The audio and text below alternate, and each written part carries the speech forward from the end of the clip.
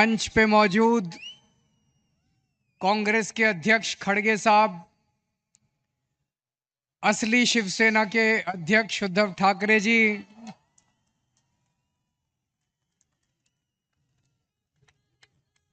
असली एनसीपी के अध्यक्ष शरद पवार जी, इंडिया गठबंधन के देश भर से आए हुए सभी सीनियर नेतागण और इतनी भारी संख्या में आए हुए मेरे सभी प्यारे बहनों, भाइयों, माताओं, बुजुर्गों, बच्चों, आप सबको मेरा नमस्कार, सबको मेरा प्रणाम।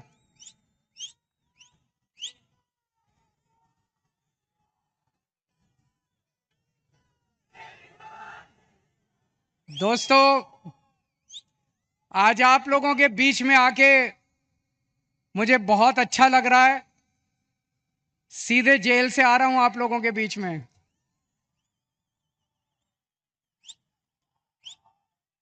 जेल का जवाब, जेल का जवाब, दिल्ली से आया हूं झोली फैला के आपसे भीख मांगने के लिए।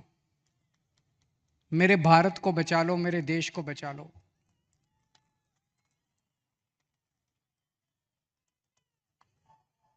हमारे देश को प्रधानमंत्री जी तानाशाही की तरफ ले जा रहे हैं।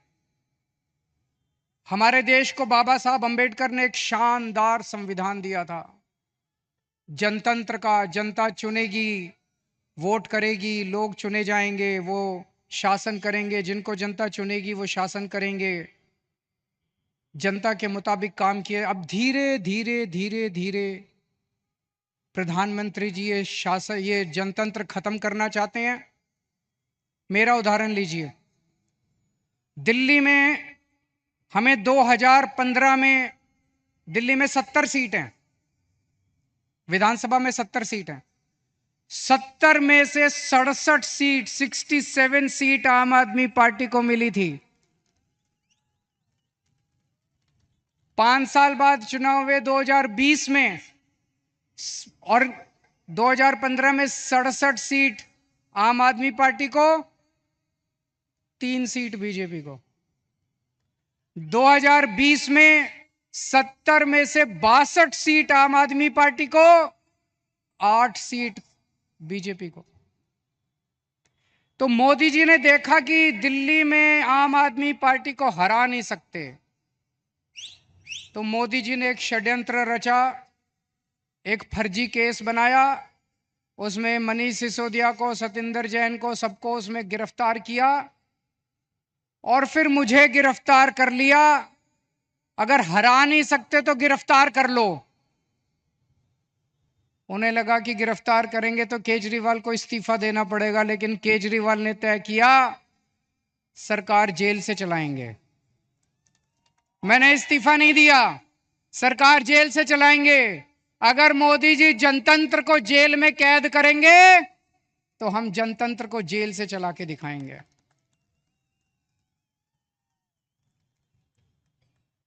मैं एक बहुत छोटा सा आदमी हूं।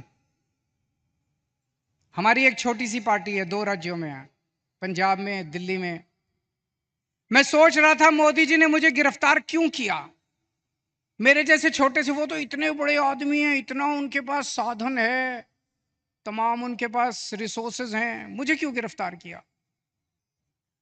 मुझे गिरफ्तार किया क्योंकि दिल्ली के गरीब बच्चों के लिए मैंने अच्छी शिक्षा का इंतजाम किया। दिल्ली के गरीब बच्चों के लिए मैंने अच्छे सरकारी स्कूल बनाए, शानदार सरकारी स्कूल बनाए।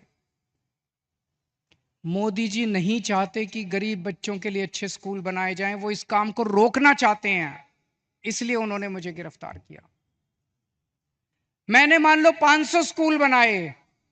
मोदी जी, आपका बड़प्पन तो तब था आप 5000 स्कूल बनाते। आप तो इतने बड़े आदमी हो, आप 5000 स्कूल बनाते, तब आपका बड़प्पन था। आपने केजरीवाल को गिरफ्तार करके स्कूलों का काम रोक दिया दिल्ली के अंदर। मुझे गिरफ्तार इसलिए किया क्योंकि दिल्ली में मैंने इतने सारे मोहल्ला क्लिनिक, गली गली में मोहल्ला क्लिनिक, अस्पताल बनाए शानदार, सबका इलाज मुफ्त कर दिया, दवाइयां, टेस्ट, सब कुछ मुफ्त कर दिया 2.5 करोड़ दिल्ली के लोगों के लिए। मोदी जी ये काम रोकना चाहते हैं, इसलिए मुझे गिरफ्तार किया। और विडंबना देखिए, दिल्ली के लोगों के लिए मैंने सारी दवाइयां मुफ्त कर दी, लेकिन जब मैं तिहाड़ जेल में गया 15 दिन तक मेरी दवाइयां बंद करवा दी मोदी जी ने तिहाड़ जेल के अंदर।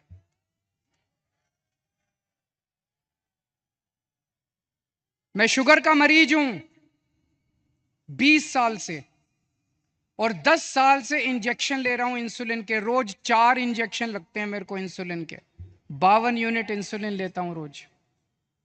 लेकिन जब मैं तिहाड़ गया, मोदी जी ने मेरे इंजेक्शन बंद करा दिए। 15 दिन तक मेरी 300 पहुंच गई शुगर, 350 पहुंच गई शुगर। मैं बोलता रहा वहां पे अफसरों को, कर्मचारियों को, मुझे इंसुलिन चाहिए, उन्होंने नहीं दी। बोले ऊपर से आदेश है, इंसुलिन नहीं दे सकते। अगर किसी आदमी को कई दिनों तक शुगर हाई रहे तो उसकी किडनी खराब हो जाती है, उसका लिवर खराब हो जाता है। मुझे नहीं पता ये क्या करना चाहते थे मेरे साथ, लेकिन इतिहास गवाह है, ऐसे बहुत सारे किस्से हुए हैं जब विरोधियों को और विपक्षी पार्टी के लोगों को जेल में डाल के उनके शरीर को खराब कर दिया गया। मुझे गिरफ्तार इसलिए किया गया क्योंकि दिल्ली के सभी लोगों की मैंने बिजली मुफ्त कर दी। दिल्ली में लोगों का बिजली का बिल 0 आता है। मैं मोदी जी को कहना चाहता हूं कि आपकी बड़प्पन तो तब होता जब आप पूरे देश के लोगों की बिजली मुफ्त कर देते। आपने दिल्ली के लोगों की बिजली आप रोकना चाहते हो, इसलिए आपने मुझे गिरफ्तार किया। अब दोस्तों, ये लोग कह रहे हैं कि मुझे 2 तारीख को दोबारा जेल जाना है। मैं जेल जाऊंगा कि नहीं जाऊंगा, ये आपके हाथ में है। अगर आपने इंडिया गठबंधन को जिता दिया, अगर आपने इंडिया गठबंधन की सरकार बना दी, तो मुझे जेल जाने की जरूरत नहीं पड़ेगी। और अगर आपने कमल का बटन दबाया तो मुझे दोबारा जेल जाना पड़ेगा। तो जो जो लोग मुझे जेल भेजना चाहते हैं, कमल दबा देना, और जो जो मुझे आजाद देखना चाहते हैं, इंडिया गठबंधन को जिता देना। जब आप बटन दबाने जाओ तो इस बार बटन केजरीवाल को जेल भेजने या केजरीवाल को आजाद करने के लिए दबाना।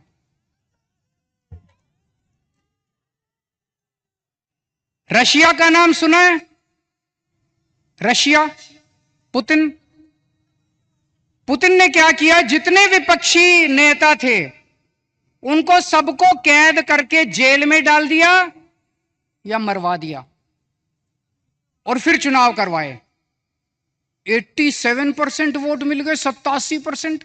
जब विपक्षी नहीं होगा, लड़ने वाले नहीं होंगे, सारे वोट आप ही को मिलेंगे। बांग्लादेश में भी अभी ऐसा हुआ, उसने सारे विपक्षी नेताओं को जेल में डाल दिया और शेख हसीना जीत गई।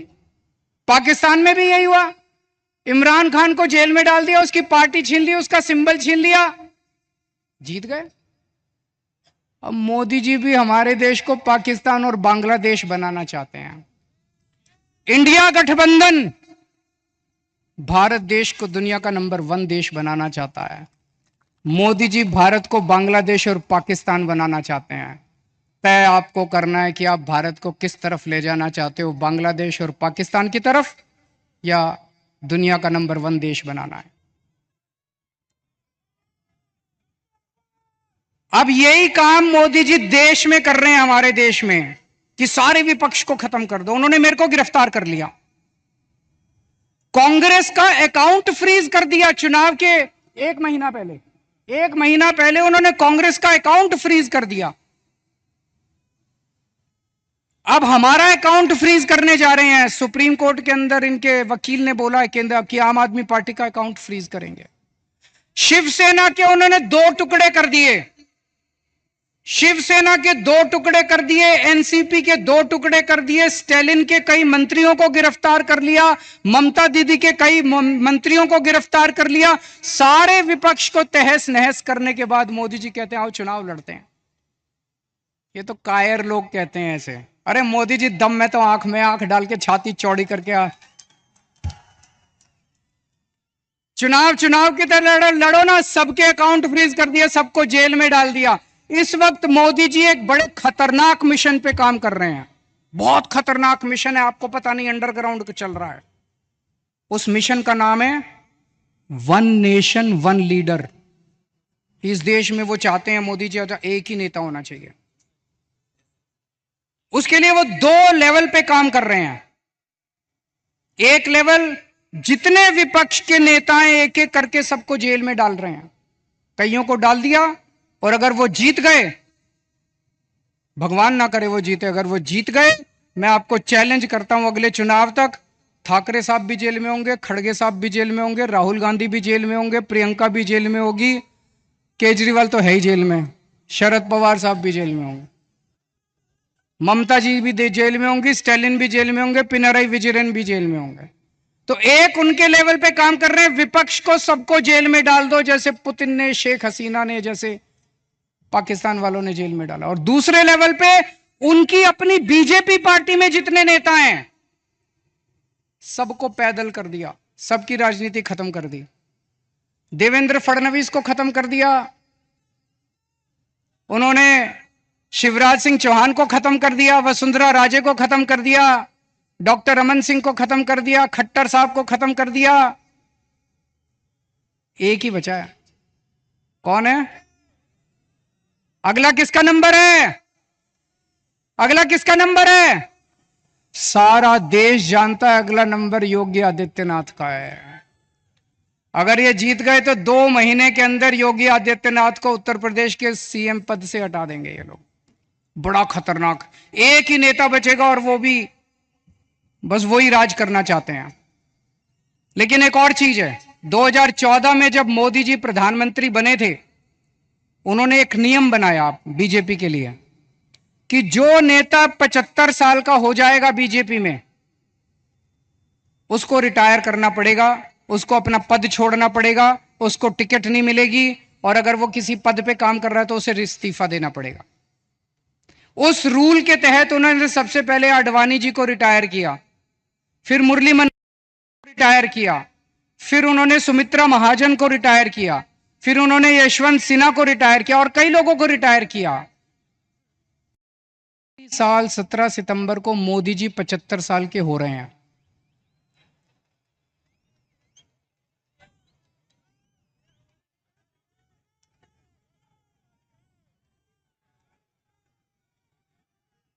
और मोदी जी ने तय किया है वो अपने बाद अमित शाह को प्रधानमंत्री बनाएंगे। मोदी जी ने तय किया है वो अपने बाद अमित शाह को तो इस बार मोदी जी अपने लिए वोट नहीं मांग रहे, अमित शाह के लिए वोट मांग रहे हैं। अमित शाह को प्रधानमंत्री बनाने के लिए वोट मांग रहे हैं। आप अपने आसपास जितने बीजेपी के सपोर्टर हैं, बीजेपी के वोटर हैं, बीजेपी के भक्त हैं, उनको बोलना अगर वो वोट डालने जाएं, ये सोच के जाएं कि वो अमित शाह के लिए वोट दे रहे हैं, मोदी जी के लिए वोट नहीं दे रहे हैं। आंख बंद कर लें और सोचें कि मोदी जी की बजाय अमित शाह प्रधानमंत्री बनने वाले। और उसमें भी जितने पिछले 2 साल से इस पे काम कर रहे हैं मोदी जी, जितने नेता थे बड़े छोटे बीजेपी के अंदर, सबको खत्म कर दिया। शिवराज सिंह चौहान को, वसुंधरा राजे को, डॉक्टर रमन सिंह, योगी आदित्यनाथ को 2 महीने में हटा देंगे ताकि रास्ता साफ हो जाए, अमित शाह बचे केवल। यह बात मैंने जेल से निकलने के अगले दिन प्रेस कॉन्फ्रेंस करके कही थी। जैसे ही मैंने कहा, सबसे पहले अमित शाह बोले नहीं नहीं मोदी जी रहेंगे हमारे 5 साल प्रधानमंत्री, मोदी जी रहेंगे। उसके बाद एक के बाद एक ही दिन में 24 घंटे में इतने नेताओं ने कहा मोदी जी रहेंगे प्रधानमंत्री, मोदी जी। मोदी जी ने नहीं कहा, मोदी जी देश के सामने कह दे कि वो रूल तो मैंने आडवाणी जी से छुटकारा पाने के लिए बनाया था, मैं तो रहूंगा। या तो मोदी जी कह दे भाई मैं तो रहूंगा, पर अप्लाई नहीं होता, ये तो मैंने आडवाणी जी की राजनीति खत्म करने के लिए बनाया था, उनको रास्ते से हटाने।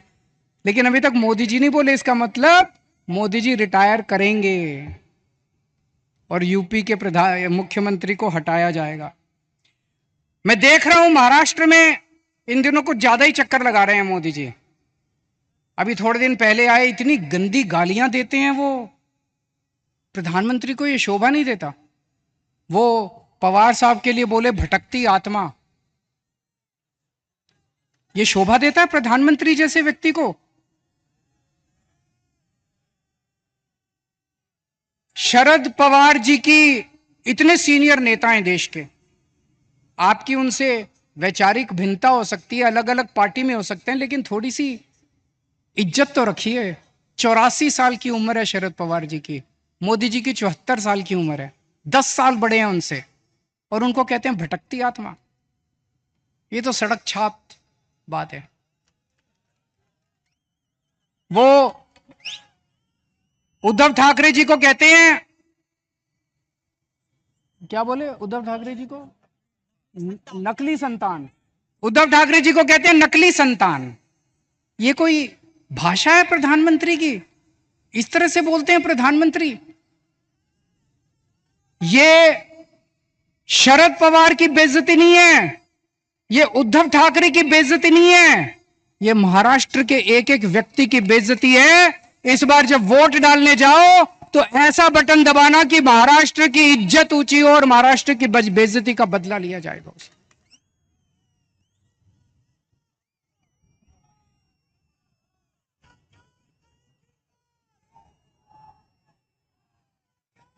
मेरे को इन्होंने 21 दिन की मोहलत दी है सुप्रीम कोर्ट ने।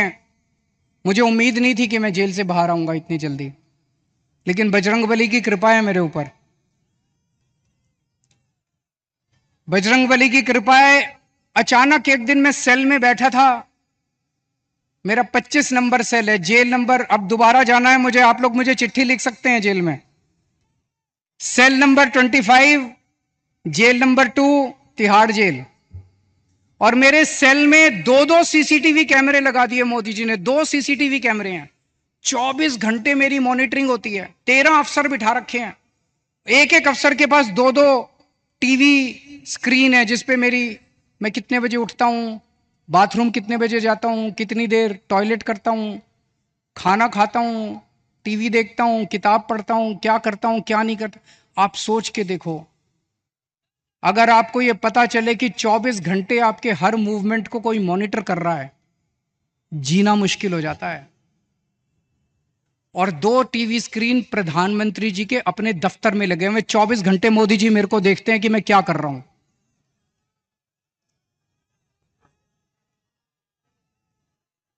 तो एक दिन मैं टीवी देख रहा था, अचानक मुझे पता चला कि सुप्रीम कोर्ट ने मेरे को बेल दे दी। मैं 21 दिन के लिए बाहर आ गया, मुझे बहुत खुशी हुई, उसी वजह से आज आप लोगों के बीच में आने का मौका मिला। लेकिन मैंने भी ठान लिया है, ये 21 दिन का एक एक सेकंड, एक एक क्षण, एक एक पल मैं देश को बचाने के लिए गुजारूंगा। 24 घंटे काम कर रहा हूं। कल सवेरे लखनऊ गया था, फिर पंजाब गया, आज सवेरे पंजाब में था, आज मैं अभी बॉम्बे आया हूं, अभी भिवंडी गया था, भिवंडी से बॉम्बे आया हूं, अब रात को दिल्ली निकलूंगा, उसके बाद झारखंड जाना है कल या परसों में। पूरे देश में घूम के मेरा एक ही लक्ष्य है, किस तरह से अपनी भारत माता को बचाना है, देश को बचाना है, तानाशाही से बचाना है।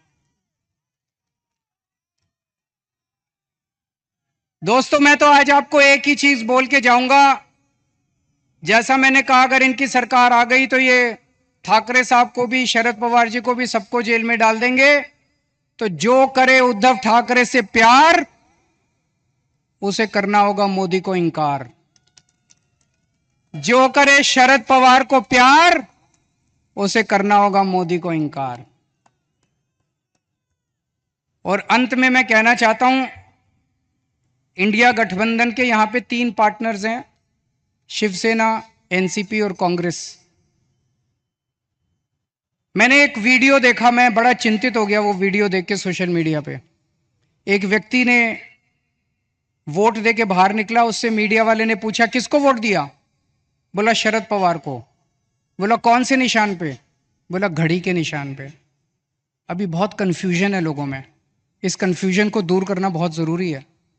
लोग, मैं देख रहा हूं, बड़ी जबरदस्त तरीके से बीजेपी को नकार रहे हैं, लेकिन अगर गलत सिंबल पे वोट डल गया तो बड़ी मुश्किल हो जाएगी। आप सब लोगों की जिम्मेदारी है, जितने लोग आज यहां आए हैं, वापस जाके अपने अपने मोहल्ले में, अपने अपने गांव में, अपने अपने पड़ोस में बोल देना कि असली शिवसेना का सिंबल बदल गया है, असली शिवसेना का सिंबल ये है, मशाल है। ये बताना पड़ेगा सबको, बताना पड़ेगा सबको। और असली एनसीपी का सिंबल जो है वो अब घड़ी नहीं है, वो तुतारी बजाने वाला आदमी है, वो बताना पड़ेगा सबको, हम सबकी जिम्मेदारी है। पार्टी अपना काम कर रही है, लेकिन पार्टी के साथ साथ जनता की भी जिम्मेदारी है।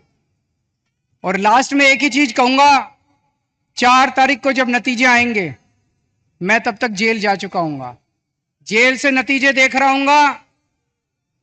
पिछली बार 48 में से 42 सीट एनडीए की आई थी, इस बार 48 में से 42 सीट इंडिया गठबंधन की आनी चाहिए। अगर 48 में से 42 सीट इंडिया गठबंधन की आई तो मुझे जेल के अंदर बड़ा सुकून मिलेगा। आप सब लोगों ने, इंडिया गठबंधन के सभी नेताओं ने, ठाकरे साहब ने, पवार साहब ने, खड़गे साहब ने आज मुझे यहाँ आमंत्रित किया, बोलने का मौका दिया, बहुत बहुत शुक्रिया। और इतने प्यार से आप सब लोगों ने सुना। आप लोग खुश रहें, स्वस्थ रहें, भगवान आपका खूब खुशियां दे। भारत माता की।